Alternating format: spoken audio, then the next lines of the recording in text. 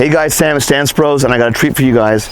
We're gonna meet Grant today, who has an insane classic car collection, which you can see. I don't know if you can see all the cars.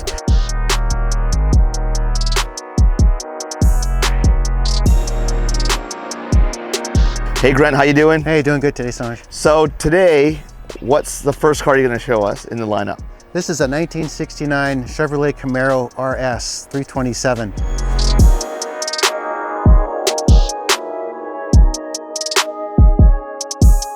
It's Cortez silver with black racing stripes, domed hood, and it's an automatic car.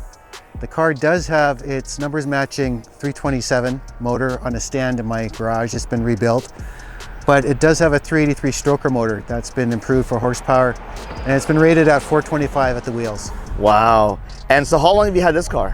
I've had this car for 3 years. Wow, so it's one of the newer ones in the collection. One of the newer ones, and it's actually a local car. My car is, I've been all over North America trying to pick up cars, and to have one in my backyard is fantastic. So it was so close to me. Wow. And so what, is there anything special about this car versus the different models or different years? Because it's 69, right? Yeah, 1969, in my opinion, is the more sought after of the Gen 1 Camaros. And it's got the hideaway headlights, which is a pretty cool feature that this car offers. Anything in 1969 was really fast anyway, so it's just kind of cool getting one that is a 69 Camaro. So that was the reason I chose this model. Wow, and it's silver and everything else. That's really cool. Let's go walk around it.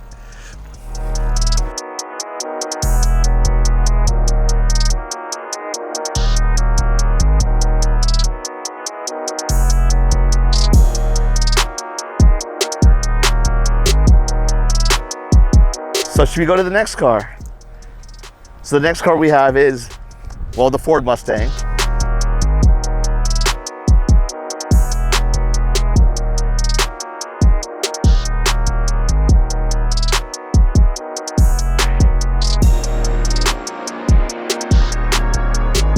Yes, this is my very first car. It got me into the classic car ownership. I bought this car about 23 years ago. Wow. I'm the second owner of this car. So this really is your baby then? This is where it all started, yeah. So it got me hooked onto classic cars and their designs. The original owner of this car was a doctor in Victoria, BC. And then he sold it, had it restored, and I bought it 23 years ago. So it's a bone stock.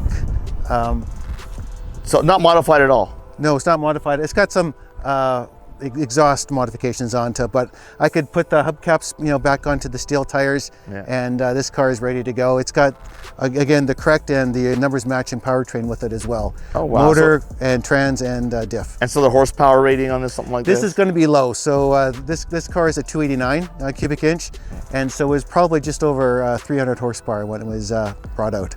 Wow, that was a lot back then.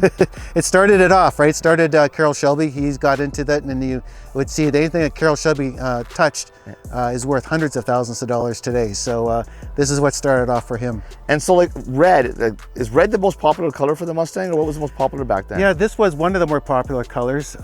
This one is called, I think it was cherry red. I'll have to get that confirmed, but it's the original color. It's been repainted.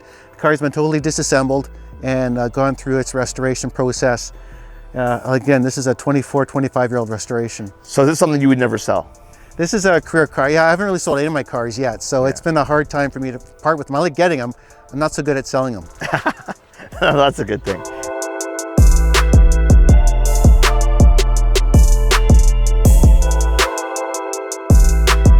And so now we got the next one, which is probably like, one of my favorites.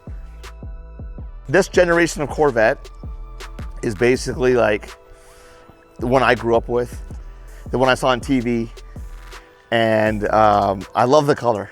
Yeah, so it's called maroon. It looks a little bit like an eggplant kind of. Yeah, it's really period correct. I mean, it's the correct color for this car, so it's exactly what the color came out with from its factory.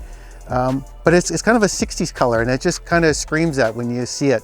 It's a 1968 Chevrolet Corvette. It is the very first year of C3, so that's the third generation.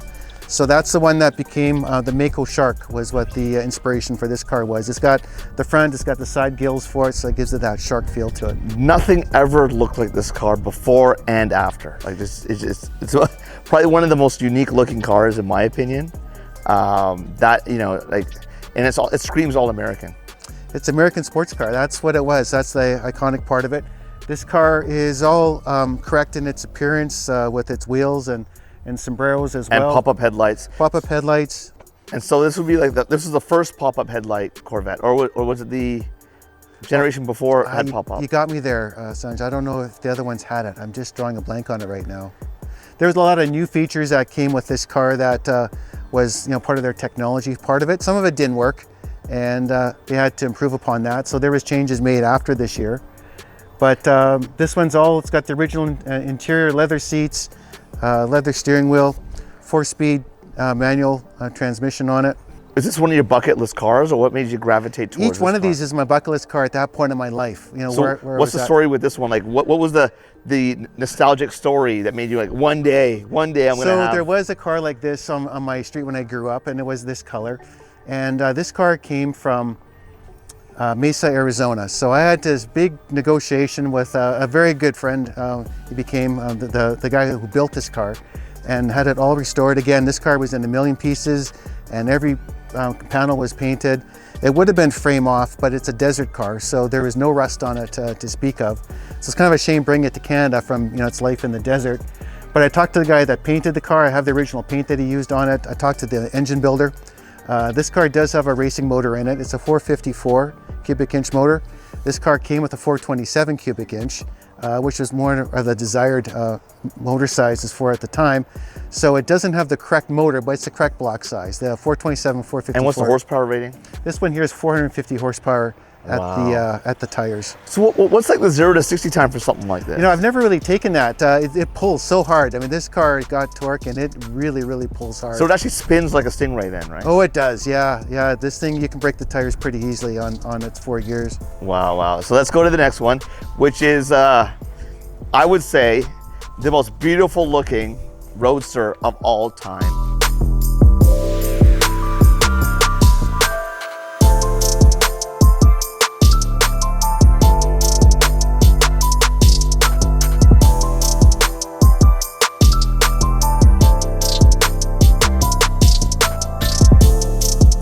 And the best color blue ever on any car. I don't care what anyone says. I love it. Yeah, it's kind of the iconic colors that Shelby did. This is a Factory 5 Racing Cobra. So the manufacturer of the kit's called FFR, Factory 5 Racing. So there was an amazing builder in Calgary, just south of Calgary, that built this car, and he built it to exacting standards. He was very, very exacting and very specific about how he built it. There's no donor parts. It's all brand new parts that was used in this vehicle and was built. It only has 8,000 miles today. Oh, wow. So you don't drive it much? Well, I don't think he drove it much either. The car was built in 2004. And so in 20 years, it only has 8,000 miles on it. So it's an absolute perfect car. I did enter into the World of Wheels in 2018, and it won first place for handmade cards. That's the category that it was in. It's got a 351 Windsor Ford Racing crate motor in it, and it has all the make fast toys or parts and toys that you can get for it to make this car go. Wow. So what's your fascination with like American classic muscle car? It's just the era that I grew up in. I grew up in the 70s, and these cars were what all the cool guys and women were driving at the time, and one that you wish you could afford, but you didn't have the money to buy it at that time.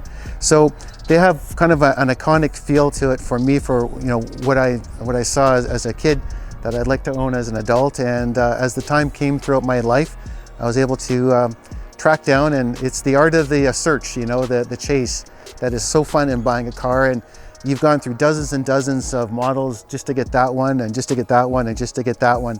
So the search is all Canada-wide, and even in the States as well too. So I was lucky that this car came from Calgary. I almost bought one in Victoria, and I almost bought one in Halifax. So this was actually a cross-country search, and this ended up in Calgary as being. So it's a Canadian car? It was built in Canada. You can't import them if they're built in the States. Oh, okay, so it's got to you be can. Canadian built. It was licensed and registered in Alberta, which was good as a purchaser, knowing that this is a vehicle that you can get registered. It's quite interesting in Manitoba that they didn't accept the Simpson 4-point racing harness that comes with the car. These are DOT certified racing harnesses. They maybe put a lap belt on. So I had to have a lap belt installed on it to get the car registered. And because it's got bumperettes, and these were used... Bumperettes. I've never heard that. So in race days, they would get a big jack and they just push down and just the whole front end comes up and they're able to change the tires. So I had to put a 2x4 across this.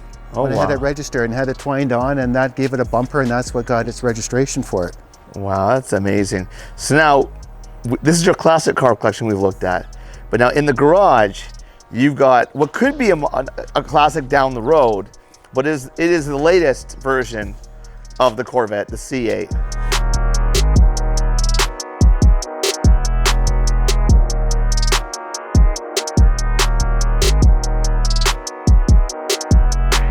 So why don't you tell us something like, why would you go from the classics? What made you get the modern Corvette? Well, if I didn't buy this car, I'd be buying a 1963 Corvette split window, or I'd be buying a 1967 427 motor car. So that would be my next car if I didn't buy this one.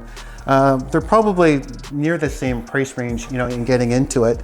The reason why I bought the new one versus the old models is just for maintenance. It's harder and harder to find guys that can wrench these cars, that anyone that works on carburetors anymore. It's just more and more difficult finding that person that does quality work.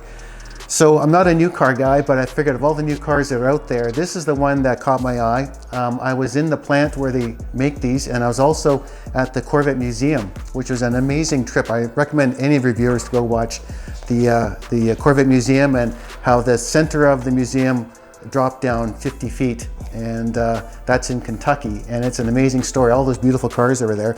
But I got to see very lucky people get the keys handed to them for their new C8 Corvette at the Corvette Museum. That's cool. So that's probably what hooked me right there, was seeing that part of it.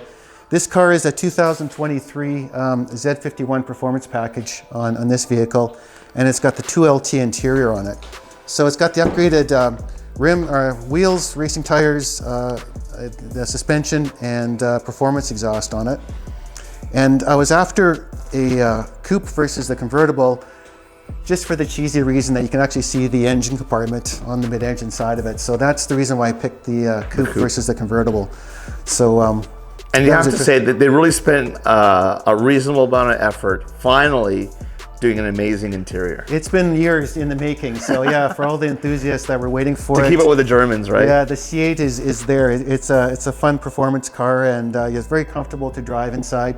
This one's got added features. It's got the magnetic front lift, so if you have to go over a bump, or you have to go over a speed bump or a driveway access, I just hit the compressor, and within 2 seconds the front end lifts on it, so I don't drag a chin spoiler on it. So for you, like from going from your true classic American muscle cars to the C8 Corvette, what is the biggest takeaway as far as what's changed as far as the technology and the performance? Like, would you give up any one of your classics for a modern car like this? It's a good question, and it's one that I didn't think I'd even own this car very long. My thought was I'd try it, and then I'd get out of my system, and I'd go back to my 63 split or get a 67. But having driven this car, I'm sold on it. And obviously, the performance is light years over the triple great grandfather sitting on the driveway there, the C3 version of it, right? Many generations old. This car has gone through so many incarnations, and I think they've really got it dialed in right. I was really curious to see what a mid-engine car felt like. I've never driven a mid-engine vehicle before. Yeah, that's true. It's the first mid-engine Corvette. Yeah, so it was neat seeing I was corner if it was going to push or if it was going to have understeer on it. So it was neat that it tracks so well, and you just can't beat it. It's an amazing performance car from a guy that's used to the 60 muscle cars. Wow. Well, Grant, thank you so much for sharing your car collection with us at Stance Bros. It's been amazing. It's been a great trip in Winnipeg. And to top it off, like I'm sure our fans are gonna love, when we put this video together and it airs, and it's been amazing. Like these are some of my favorite cars of all time, and thank you for taking the time. Oh, thanks for coming out. It's a pleasure showing it off. I haven't had a chance to do it before, so hopefully I did a good job. A lot of our fans follow it, and but yeah, it's been great, and thank you so much. All right, thank you. Nice stance, bro.